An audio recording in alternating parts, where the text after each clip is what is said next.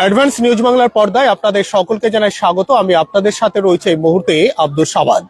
আর সরাসরি আমরা গতকালকের পর আজকে সকাল সকাল উপস্থিত হয়েছি মুর্শিদাবাদ জেলার সুতি থানার অন্তর্গত চক বাহাদুরপুরে।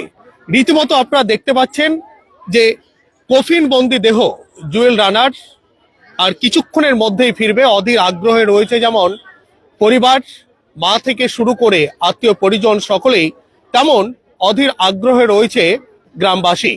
আপনারা সকলে অবগত রয়েছেন যে বিজেপি শাসিত যে উড়িষ্যা রাজ্য, সেই উড়িষ্যা রাজ্যেই গত 20 তারিখ কর্মসংস্থানের তাগিদে তরুণ যুবক জুয়েল রানা কাজে গিয়েছিলেন, রাজমিস্ত্রি কাজ করতেন। কিন্তু তাকে বিজেপি আরএসএস দুষ্কৃতরা রাত্রেবেলায় হামলা করে এবং গণপিটুনিতে তাকে হত্যা করে, এমনটাই কিন্তু অভিযোগ উঠে আসছে।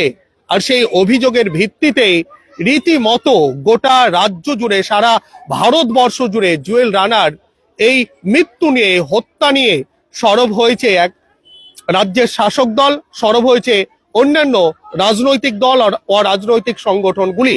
রীতিমতো আমরা দেখানোর চেষ্টা করব ঠিক জুয়েল রানার যে বাড়ি, সেই জুয়েল রানার বাড়ি থেকে কিছুটা দূরেই, 500 মিটার দূরেই কিন্তু সেই জায়গাতে তার যে কফিনবন্দি দেহ আসবে, সে দেহই রীতিমতো প্রথমত তাকে এখানে রাখা হবে। যে সমস্ত তার আত্মীয় পরিজনরা রয়েছে, সে আত্মীয় পরিজনরা অধীর অপেক্ষায় রয়েছে যে একজন তরুণ যুবক, যার মূলত চোখে মুখে ছিল হাজারো স্বপ্ন, হাজারো আশা আকাঙ্ক্ষা নিয়ে সে উড়িষ্যায় পাড়ি জমিয়েছিল, উড়িষ্যায় রাজমিস্ত্রি কাজে গিয়েছিল। মা বাবা থেকে শুরু করে তার পরিবারের যে সমস্ত সদস্যরা রয়েছে, স্বামীহারা যে মাসি রয়েছে, তাদের পাশে দাঁড়ানোর উদ্দেশ্যেই মূলত জুয়েল রানার এই যাত্রা ছিল।